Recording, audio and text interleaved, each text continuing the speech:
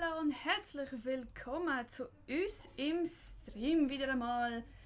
Heute haben wir mal wieder das Thema, wo für Schwangere wieder einmal ein bisschen interessant ist. Und zwar dreht sich das um einen Fetal-Doppler, was das ist und wie man das benutzt und warum sollte man das überhaupt benutzen, erkläre ich euch in einem Moment. Zuerst unsere Standardbegrüßung. Übrigens, der Gilbert ist und der Papi auch noch rum, die sind aber gerade unterwegs woanders. Die kommen sicher, sobald sie Lust haben. Wir begrüßen euch heute aus dem verhältnismäßig guten Graubünden. Ich glaube, es ist ein bisschen so ein komischer Nebel, wie es gestern schon war, ein bisschen über unserem Dorf gerade. Aber es sieht gut aus, also ich glaube, die Sonne kommt raus. Wolken sehe ich keine. Also haben wir wieder einen hübschen Tag und es wird sicher genau so warm wie gestern oder hoffentlich. Das war richtig angenehm, es war richtig so ein Frühlingswetter, fast schon Sommer. Also ich habe sogar heiß bekommen und ich bin jemand, der schnell gefriert. Also es war wirklich hübsch. Oh, unsere Nachbarin geht gerade mit ihrem Hund. Ciao Nachbarin. Ja, also es ist ein schönes Wetter, man genießt die Tage. Einmal bis am Freitag soll es also sein, aber was nach Freitag ist, weiß ich nicht. Ich weiß jetzt nicht, ob das heisst, nach dem Freitag wird es schlechtes Wetter oder ob es dann so weitergeht. Ich habe mal den Papi gefragt, was er denkt, käme denn nochmal Schnee und so. Und er hat gesagt, vielleicht, weil es erst Ende Februar ist, käme es bis zum Frühling noch zweimal schneien. Ich hoffe es jetzt persönlich nicht. Ich hoffe, es bleibt wenigstens in einem angenehmen Bereich. Heisst, es wird nicht schneien. Es kann von mir aus regnen, ist ja alles fein und gut, aber wenigstens kein Schnee. Wenn du nicht reinkommst? Ja. Nein? Nein, er sagt nein. Okay, der Gilbert sagt, er will nicht reinkommen. Dann lassen wir sie halt. Können wir es nachher. Auf jeden Fall, das zu unserem Wetter, also wir sind zufrieden, man kann vorausgehen, natürlich nur begrenzt, dank Corona sollte man auch das machen. Auch wir machen den Bogen um den Spielplatz, also es ist nicht so, dass nur die anderen schauen, wir können auch schauen. Es ist schade, vor allem wenn man ein kleines Kind hat, aber ja, was willst du machen mittlerweile in dieser Zeit? Es wird jetzt sowieso wieder wahrscheinlich steigende Zahlen haben, denn es wird ja wie gesagt wärmer. Leute werden rausgehen ans Wasser, irgendwo in den Park sitzen. Das kann ihnen nur schwer jemand verbieten. Und entsprechend werden die Zahlen so oder so steigen. Also ich bin gespannt, was da jetzt heute entschieden wird. Anscheinend sollen am 24. Heute, ja, heute ist Mittwoch. Sollte man das Radio anschalten? Ne? Du kannst es einstellen. Mutter will es wissen. Sie muss ja auch wissen, ob sie zur Arbeit muss ab dem nächsten Montag. Oh ja, wir schauen. Also eben, wie gesagt, ab dem Mittwoch sollte es entschieden werden, ob jetzt die Läden, die jetzt zu haben, dürfen aufmachen oder nicht. Also ob es Lockerungen gibt. Ich vermute, sie werden versuchen, es zu verlängern, aber es sind wirklich alle mit uns inbegriffen genug von dieser ganzen Kabis, weil man kann wirklich nie mit dem Kind gehen, man kann nicht einmal einfach ein bisschen in den Laden shoppen, weil es ist alles zu oder abgeriegelt, also es macht auch keinen Sinn, wirklich. Wir sind gestern wieder mal im Lidl und wir können Kinderkleidchen kaufen, aber jetzt dann grössere Kinderkleider, also wenn wir ein Kind von 3 Jahren hätten, für das hätten wir jetzt nicht Kleider können kaufen, das ist einfach irgendetwas. Also. Oder man kann irgendwie Gartensachen kaufen, das ist jetzt für mein Aussehen nicht essentiell. Und dann kann man aber nicht kaufen Sachen wie irgendwie Strümpfe für eine Frau. Vielleicht wollen sie sich aber hübsch anlegen, aber dürfen die Strümpfe nicht kaufen. Ja. Und einfach, du weißt, wenn sie vorbeikommt, dass sie nicht muss gesehen werden. Nein, lieber nicht auf der Kamera. Ja. Ja, auf jeden Fall so viel zu Corona. Also, ja, wir schauen, was heute entschieden wird. Ob die Nani wieder zur Arbeit darf, nicht dass sie wette, weil es wird wieder Kurzarbeit geben und dann bleibt sie wirklich echt für den besseren Lohn lieber daheim. Das ist einfach so. Wir schauen aber auf jeden Fall. Ja, und von uns gibt es eigentlich nicht viele Neuigkeiten. Von uns aus gesehen gibt es einfach nur, wir haben mal ein Lager gefunden, wo wir unser Zeug, das wir jetzt eben nicht gerade in der Wohnung hier halten können, können endlich ein bisschen besser lagern. Dass wir es nachher, wenn wir dann umziehen, einfach nicht gerade alles mitschleppen müssen, dass es einfach geregelt ist. Denn hier Garage haben wir zwar jetzt gemietet, aber ja, die geben wir jetzt mit der Wohnung irgendwann in der nächsten Zeit ab und dann müssten wir das irgendwo ja alles, was wir im gelagert haben, wegtun. Und das geht eben nicht. Das sind schon Sachen, viele von mir, vom Baby auch ganz viele. Also das können wir nicht einfach so wegwerfen. Das ist jetzt wirklich alles durchgeschaut worden, aber eben. Also haben wir das schon mal gelöst. Der Papi hat leider noch keinen Job, da können wir jetzt leider noch nichts Positives berichten. Und eine Wohnung haben wir entsprechend auch noch nicht. Wir hoffen jetzt wirklich, in der nächsten Zeit löst sich das Problem. Das eine züchtet ja das andere nach. Also sobald er einen Job hätte, hätten wir auch eine Wohnung sicherlich. Vielleicht jetzt nicht das Wunderbarste von der Welt, aber man könnte schnell etwas finden. Also es ist nicht so, dass es unmöglich wäre. Und jetzt ist eigentlich eine gute Zeit. Viele zügeln in dieser Zeit. Es wäre gerade gäbig, wenn man das könnte so planen. Aber eben ja, das hängt ja nicht von uns ab. Momentan Corona-Zeit, Job finden ist, egal welcher, nicht einfach. Und ich glaube, das ist es auch eigentlich gross. Vielleicht noch ein kleiner Erfolg unsererseits. Der Junior tut ein bisschen weniger von mir trinken. Mittlerweile nur noch 3 Mal täglich und in der Nacht, aber das ist in Ordnung für uns. Also, er hat wirklich reduziert, er hat so bis jetzt immer alle 3 Stunden spätestens gehabt. Jetzt ist es wirklich alle 4, 5, 6 Stunden, also es geht tipptopp. Es ist auch nicht, dass er es nicht fähig wäre vom Magen aus, also es ist einfach, er hat es nicht wählen. Und wir haben ihn jetzt einfach ein bisschen dazu, nicht gezwungen, aber ermutigt, einfach mal ein bisschen mehr normales Essen zu essen und weniger von mir. Und das ist jetzt natürlich nicht so mit seinem ganz Einverständnis, wie ihr euch das vorstellen könnt, aber wir haben einfach immer wieder rausgezögert.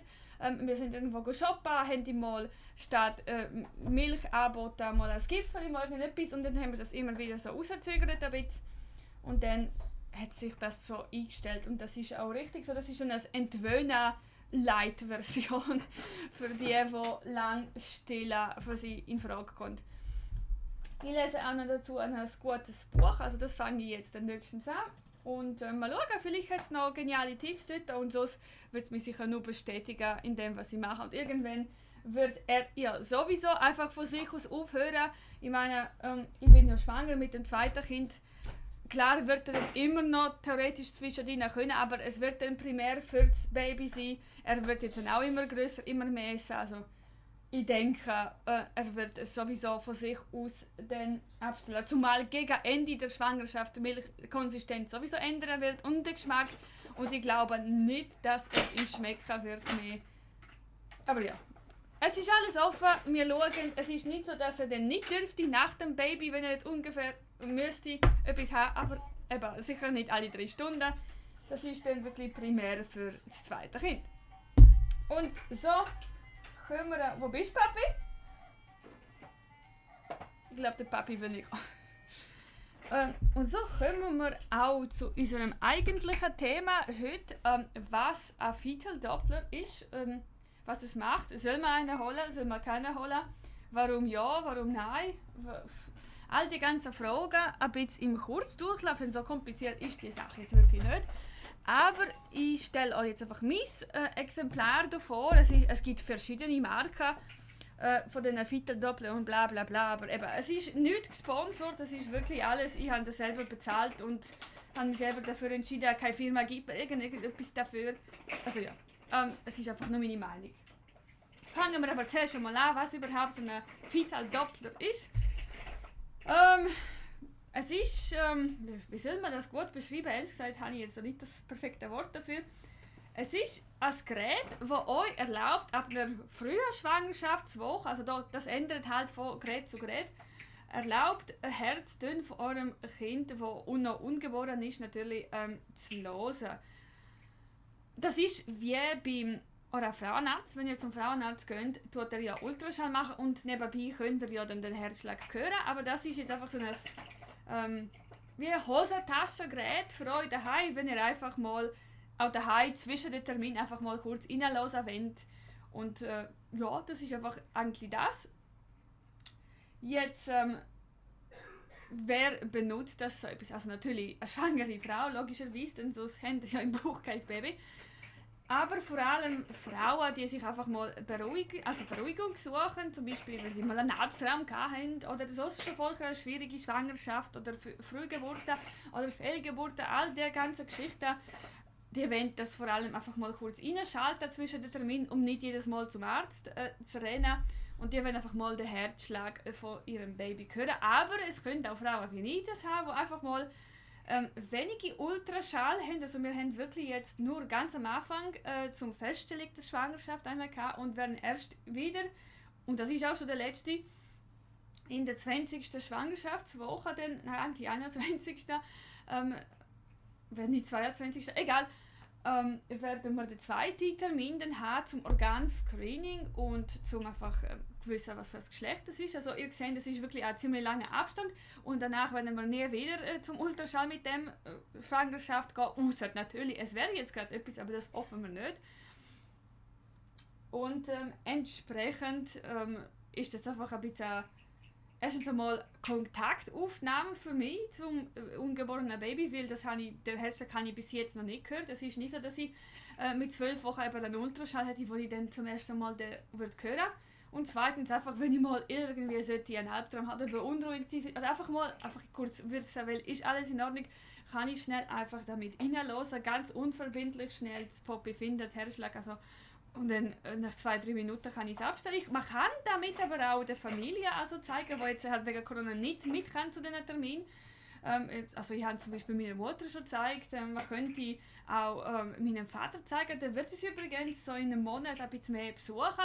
Der wird natürlich jetzt nicht zu so einem Frauenarzttermin mitkommen, aber er wird jetzt damit können den Herzschlag von dem Baby hören. Und das ist ja etwas, was er vor gut 30 Jahren mit mir wahrscheinlich noch nicht hatte. Also das ist meine Vermutung. Aber, ja. Also das ist so wirklich so ein bisschen für Familie, zum Beispiel, wenn ihr so eine Einweihungsparty machen für eure Baby, also so eine Gender-Reveal-Party oder so, dann könnt ihr das ja auch benutzen, um den Freunden, die jetzt halt mitkommen können, jetzt minus Corona natürlich, könnt ihr damit einfach zeigen, dass tatsächlich da irgendetwas ist. Auf jeden Fall, wer auch immer da ist. Ja, also das ist ein Fetal-Doppler, so ein Gerät, wo ihr damit könnt, den Herzschlag von eurem ungeborenen Kind hören. Ob das jetzt für euch ist oder nicht, das muss jede Frau persönlich entscheiden. Das einzige Negative, was ich daran sehe, und das ist nicht, dass man das Herzschlag hören kann, ist einfach, dass die verschiedenen Geräte je nach Hersteller eben auch unterschiedliche Angaben haben, von wann man das kann hören. Und selbst wenn ihr den Termin erreichen, also die Woche, wo zum Beispiel ab der 12. Woche könnt das hören, heisst jetzt nicht, dass ihr noch finden müsst. Es ist wirklich am Anfang ganz früh von der Schwangerschaft und dazu zählt die 12. Woche sehr früh und das heisst nicht, dass ihr noch abfangen müsst, die Welle, wo das Gerät schickt, damit ihr eben das können. Und das verunsichert halt ungemein Frauen, die so schon unsicher sind in der Schwangerschaft. Ich habe jetzt zum Beispiel auch mit meinem Gerät das erste Mal, also euphorisch habe ich es ausprobiert, natürlich nicht gefunden. Dann habe ich zuerst einmal ins Internet mir ein paar Tipps anhören von YouTubers, was haben denn die gemacht und meine ganz spezifische Combo herausfinden, sozusagen, wie ich herlegen muss, wie ich die Probe halten muss, damit ich es höre, also wie viel Gel ich verwenden muss. Es ist ja nicht einfach in der Schwangerschaftswoche es zu finden. Und am nächsten Tag habe ich es dann tatsächlich gefunden. Schwach, weil es ist wirklich noch das Poppy sehr klein, aber man kann es definitiv hören. Und das ist das einzige Negative, was ich daran sehe, dass Frauen das einfach nicht finden können und dann zum Arzt rennen, weil sie denken, irgendetwas ist nicht gut, zum Beispiel Baby sind gestorben. Das ist jetzt aber nicht der Fall. Wenn ihr es so früh benutzt, dann müsst ihr einfach im Klaren sein, dass ihr es eventuell nicht finden werden. Und das ist nicht schlimm, die Geräte sind wirklich nicht so gut, wie vielleicht eure Hebamme hat oder vielleicht euer Frauenarzt. Das heisst nicht, dass sie nicht tun, aber sie geben euch nicht die Garantie, dass ihr es sofort findet. Natürlich, je fortschrittener eure Schwangerschaft ist, umso einfacher finden ihr es und definitiv findet ihr es. Nachher spüren ihr auch das Baby, also das gibt euch ja zusätzlich Sicherheit. Aber eben, das Gerät gibt euch jetzt eventuell die Sicherheit nicht, weil ihr zum Beispiel den Herzschlag nicht gefunden habt.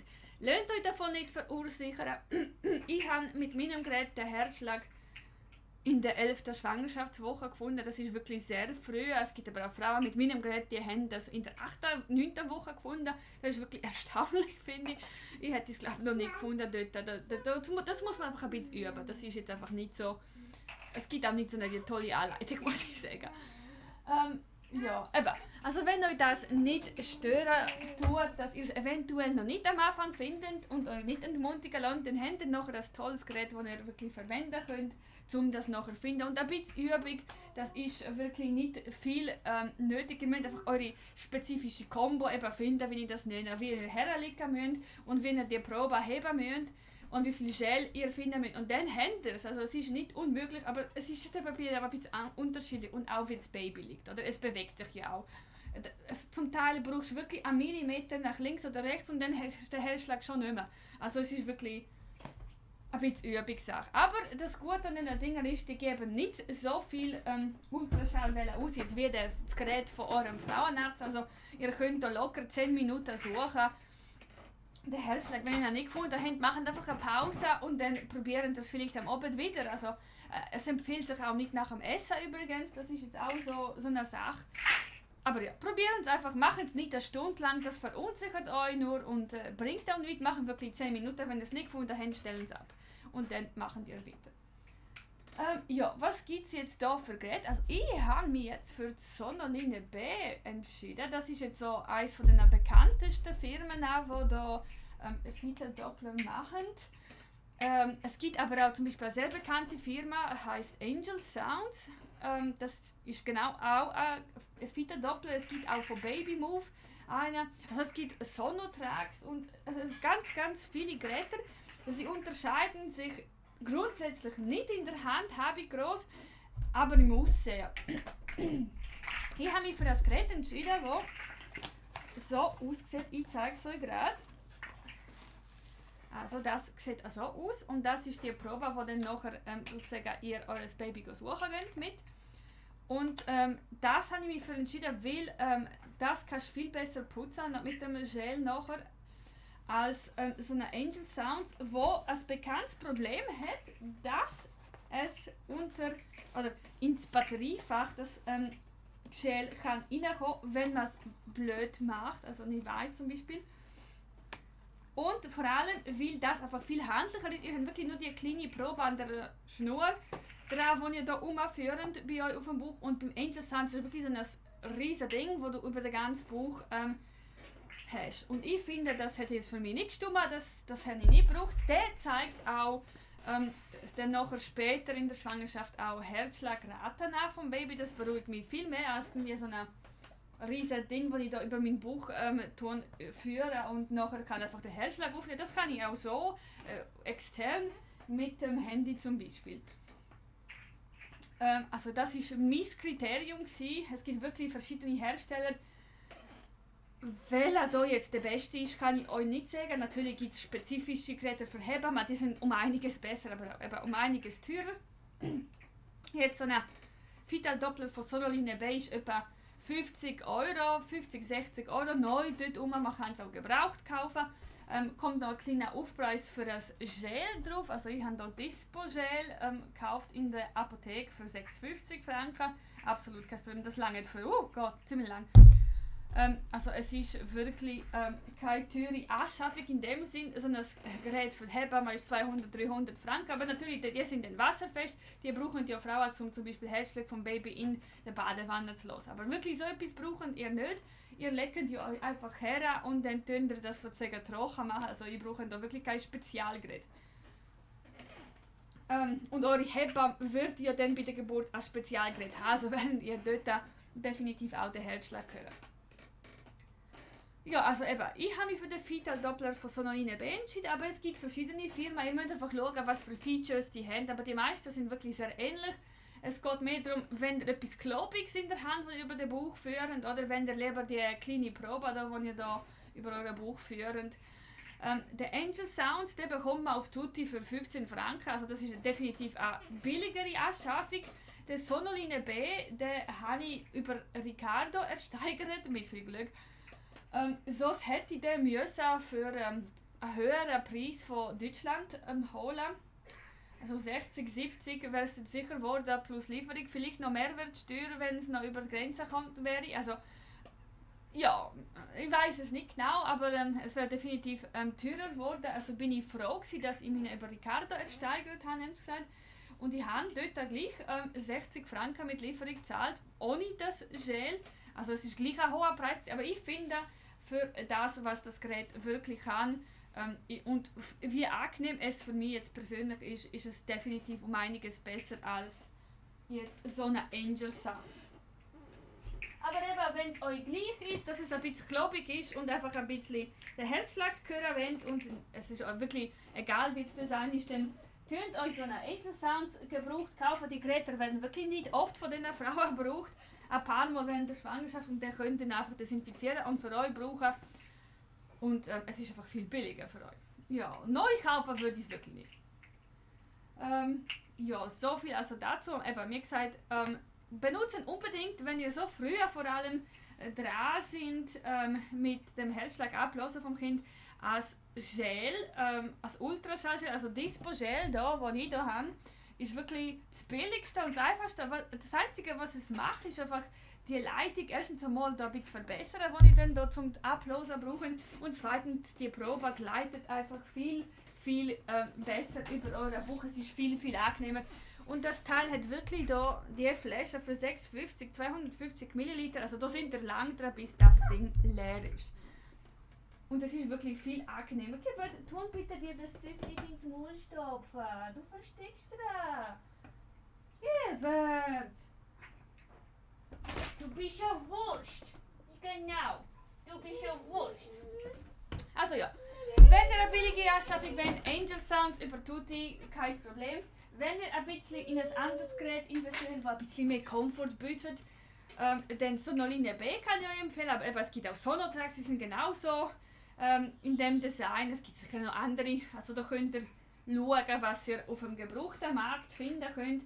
So im schlimmsten Fall noch importieren. Es wäre ja nicht unbedingt so teuer, wenn ihr ein bisschen Geld zur Verfügung habt. Und dann könnt ihr euch das holen. Es ist wirklich gut. Jetzt zu meiner Erfahrung.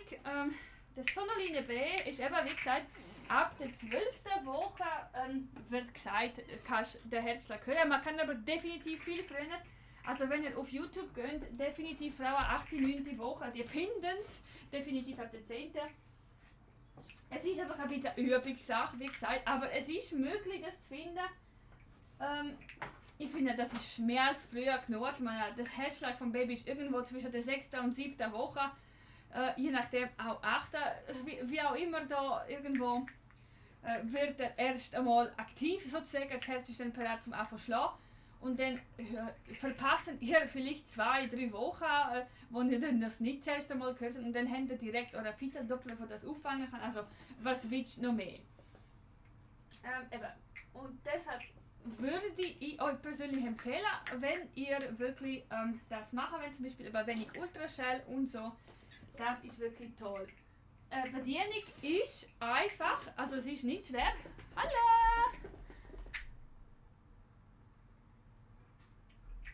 Als Grüßli willst du das hier machen? Ja, das kann ich schon machen. Als Grüßli an Fixi Hartmann, bitteschön, gern geschehen. Das Gerät, wo bin ich jetzt? Wie gesagt, ist einfach in der Handhabung, wenn man es dann weiß, wie es funktioniert. Wenn ihr euch nicht sicher seid, ob ihr es richtig macht oder die richtige Kombo noch nicht habt, geht ein bisschen auf YouTube stöbern.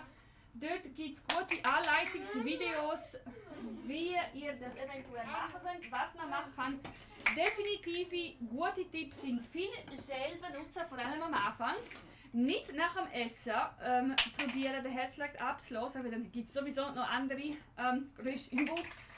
Dann am besten auf ein Harzmatratz, also auf ein nicht zu weiches Bett herlegen, weil dann versinkt alles ein bisschen, ist es schwieriger. Ich habe mich ein bisschen auf den Boden legen, dann habe ich es tiptop gefunden. Also legen auf etwas nicht allzu weiches und benutzen viel Gel und einfach ein bisschen Geduld. Wenn ihr es nach 10 Minuten nicht gefunden habt, geht einfach weiter, probieren es später nochmal. Und das sind eigentlich so die besten Tipps. Ich habe noch gehört, dass man es nicht mit einer leeren Blase machen sollte, dass es hilft. Das ist wahr, wenn ihr beim Frauenarzt geht und sie den Ultraschall über die Bauchdecke machen, dann wollen sie meistens, dass ihr keine leere Blase habt, damit sie besser schallen können. Also es ist sicher etwas, wo hallo, danke vielmals, wo wirklich wahr ist. Nein, willst du nicht Hallo sagen? Nein, okay. Ich sage dir aber hallo, süßes Bündeli.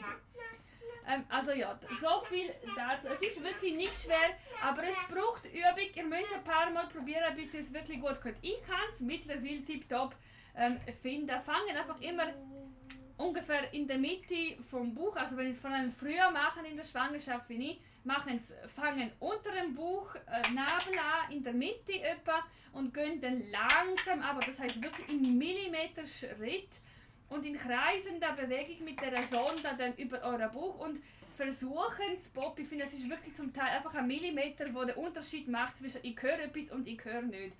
Und der Unterschied zwischen eurem Herzen, das könnt ihr auch gut hören. Natürlich ist eures langsamer als das vom Baby. Baby ist ein bisschen ein galoppierendes Pferd. Das könnt ihr aber euch am besten auf YouTube anhören. Die tun wirklich fast am besten erklären, wie das tönen soll. Also könnt euch wirklich mal 1-2 Videos einfach anschauen, dann habt ihr auch ein besseres Feeling für die Fetal Doppler und ihr könnt auch zuversichtlicher dann dort die suchen. Und wenn ihr es gefunden habt, zuerst einmal wirklich nachher wissen ihr, wie es geht. Ihr wisst ungefähr, wo bei euch das Poppy im Moment ist und dann nachher ist es absolut kein Problem, um das zu finden. Und je weiter ihr in der Schwangerschaft sind, wie gesagt, umso einfacher und lauter hören ihr den Herzschlag. Vor allem, also es ist wirklich echt kein Problem. Eigentlich das einzige Problem ist, wenn ihr euch, also sind ihr euch bewusst, dass ihr am Anfang von der Schwangerschaft es eventuell nicht hören oder nicht finden könnt und welches Gerät wendet ihr. Und das ist wirklich die zwei einzigen Sachen, die ihr euch beantworten müsst. Ja, und ich glaube, das ist eigentlich zum Thema Fetal Doppler alles gesagt worden. Ich habe euch Marke erklärt, ich habe euch erklärt, was das Ding eigentlich ist und was es macht. Wie gesagt, das ist noch meins, Sonoline B. Und wenn ihr ein billiges Gel suchen dafür Dispo-Gel, wirklich, das kann man in der Apotheke bestellen, das braucht kein Rezept. 6,50 Franken kostet das. Der Fetal Doppler habe ich über Ricardo ersteigert. Da ist der Preis halt unterschiedlich, aber neu kriegt man den für etwa 60-70 Euro. Also es ist möglich. Die sind aber wirklich von Deutschland. Also es ist nicht so, dass wir viele davon haben in der Schweiz, muss ich sagen. Ich habe es versucht, man kann es über eine Internetseite bestellen, aber man muss es direkt über PayPal oder so bezahlen. Wenn das für euch kein Problem ist, könnt ihr direkt in der Schweiz bestellen. Ohne Mehrwertsteuer meint ihr dann drauf. Aber wenn ihr jetzt jemand sind von ich, der einfach wirklich Banküberweisung bevorziehen, dann müsst ihr einfach entweder gebraucht oder halt über Deutschland beziehen. Das ist ja nicht so das Problem. Die Kosten sind jetzt nicht die Welt. Ja, und also wie gesagt, ich bin zufrieden mit dem Gerät. Ich benutze es halt alle paar Tage, einfach mal kurz 1-2 Minuten reinhören. Oh ja, Baby geht's gut, und stelle es wieder ab. Und mehr braucht es auch nicht. Also ich muss da jetzt nicht eine Stunde reinhören. Vielleicht noch apropos eine Stunde reinhören.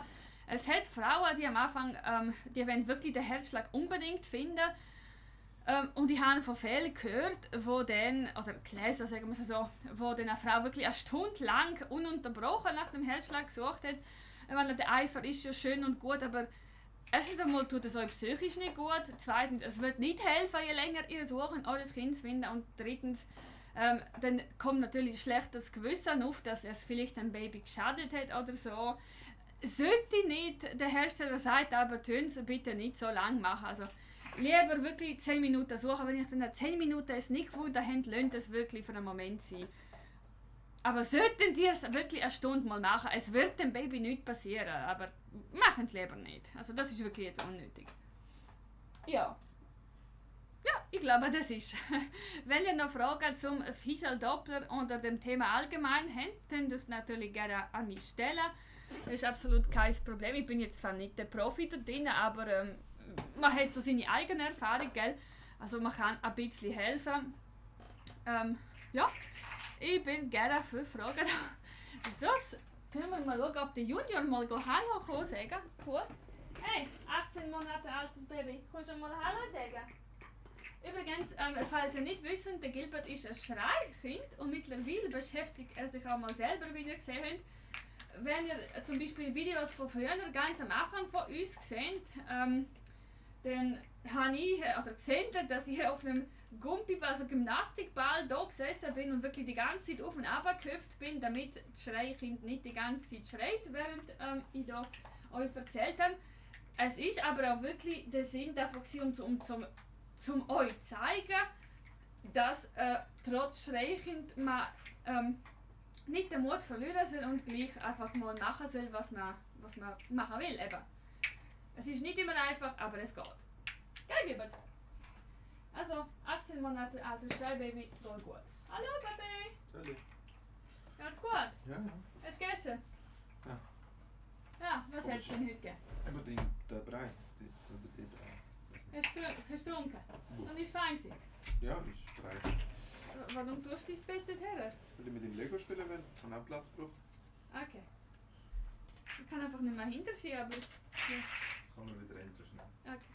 Ja, der Papi ist da. Willst du auch etwas erzählen? Wir sind gerade mit diesem Thema versucht. Was haben du erzählt? Ich habe über das Gerät erzählt, das da über das Baby gekauft haben. Ah, das? Ja. Hast du ihnen gezeigt? Oder? Ja, habe ich auch gezeigt. Also nicht wie ich es mache, aber ich habe gezeigt, wie man es benutzen, also wie man es benutzen sollte und was es ist und ob man es benutzen soll oder nicht und bla bla. Ja, ist schädigend? Nein. Nein, nicht wirklich. Wenn man es mit Maß macht, natürlich. Ja, das ist ja. Es gibt ja Frauen, die machen da ein bisschen übermäßig viel. Aber Ja, auch dann sollte es nicht schädlich sein. Was ist denn übermäßig viel? Also weißt, ich habe erzählt, es gibt Frauen, vor allem in der Frühschwangerschaft, die das halt eben nicht finden, weißt du, aber am ersten Tag habe ich sie auch nicht gefunden.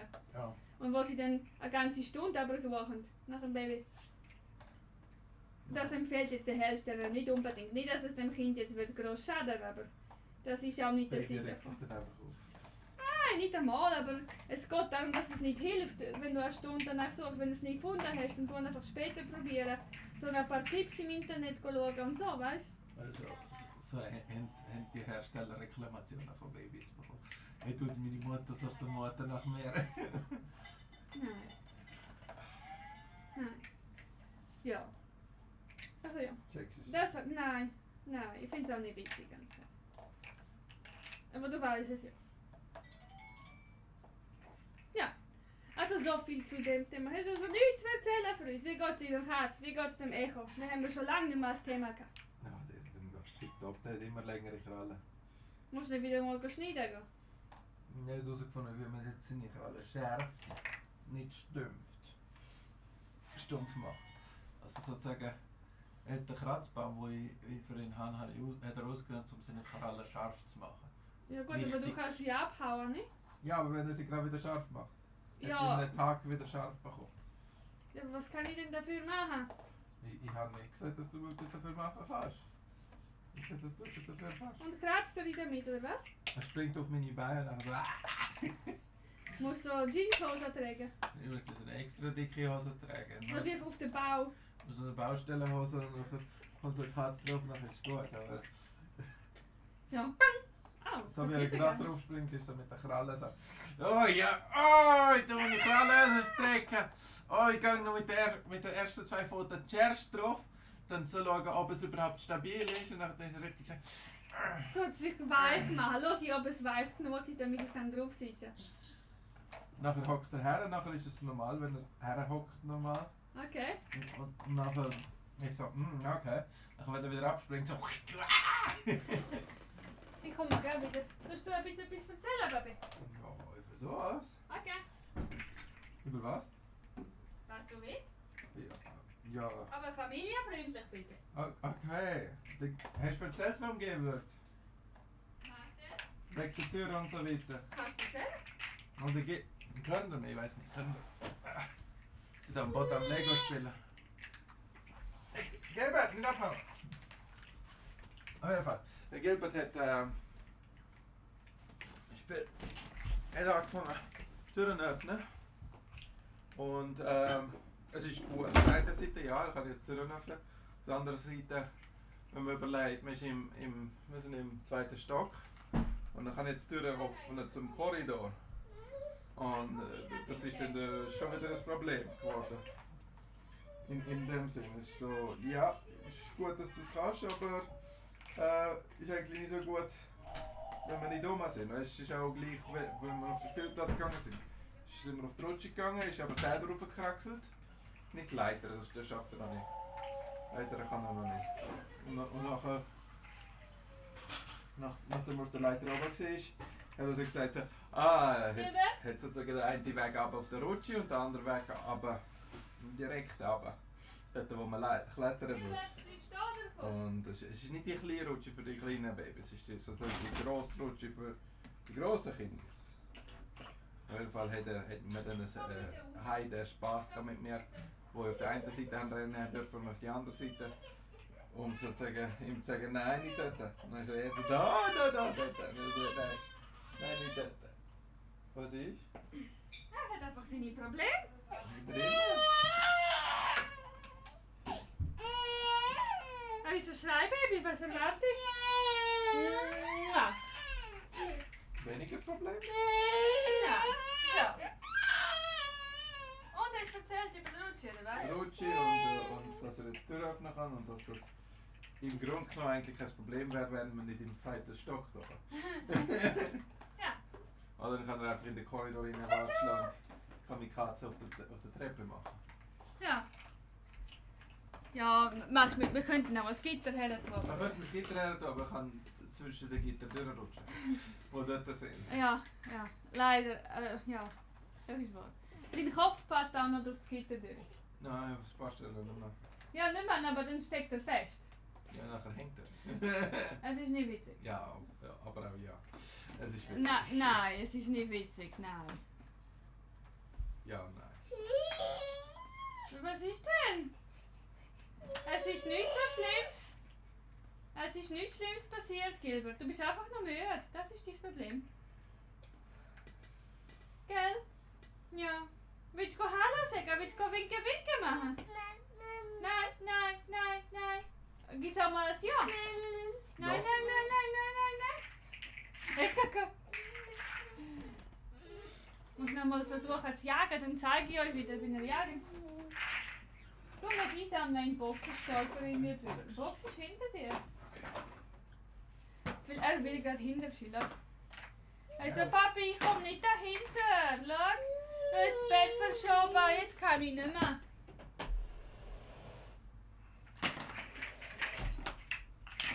So viel Platz. Das ist ein kleines Nilpferd. Ja, aber hinter die Heizung kommt er jetzt also trotzdem nicht, auch wenn es kein Nilpferd ist. Die Heizung kommt ja so raus. Ja, eben. Man kann die Heizung nicht bewegen. Ah was? Ah was? Ah. Willst du nachher mit dem Papi gehen jagen, du Schnucki? Komm, go Hallo sagen. Ah, das ist es. Das ist das Schilcher-Baby da. Oh, muss ich mit dir kämpfen. Oh. Na. Schau mal da.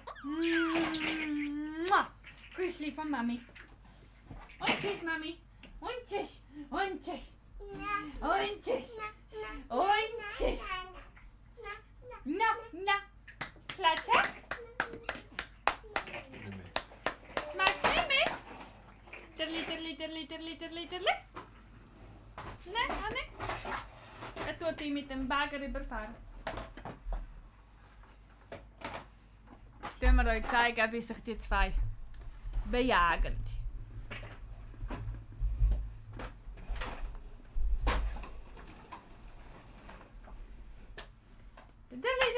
Derli. Schnell weg, Kinder. Ah!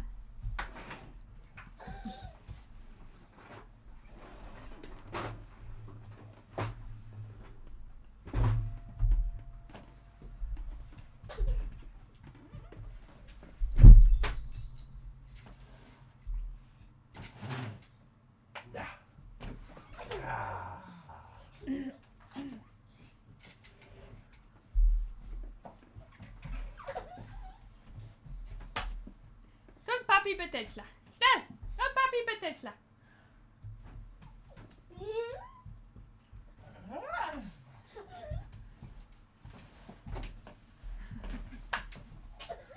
Ich komm mir schnell das Nasenlöchchen rein. Komm mal gleich. Ah, steht noch auf der Socke. Ja, Ja. Tut sie mal lang, sicher. Ah.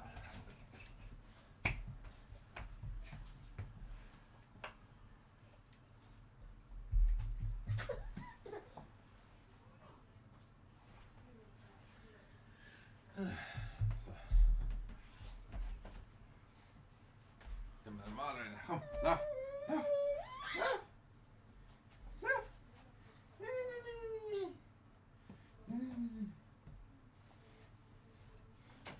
Nom, nom, nom, nom. Nom, nom, nom, nom.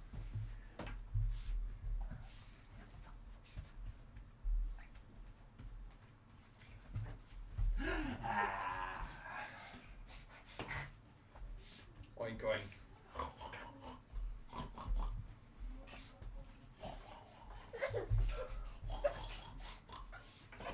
Oink, oink. Oink, oink. Oink, oink. Hup. Hup. Nicht gut. Oink, oink. Oink, oink. Sind das Schweinli? Wuff, wuff, wuff, wuff. Oink, oink. Ich glaube, wir machen fertig für heute. Habt ihr noch irgendetwas zum Sagen? Oder sind ihr zufrieden? Friede. Zufrieden sind sie, okay. Ich glaube, dann hören wir für heute. Das Thema haben wir ja besprochen. Ich hoffe, es hat euch geholfen. Sonst haben wir unsere News, die normalen, wiedergegeben. Wenn ihr noch winken? Man sieht nur die Hand vom Papi. Baby will nicht winken. Also in dem Fall bis zum nächsten Mal. Danke fürs Einstellen und ich hoffe, es hilft euch und so bis zum nächsten Mal.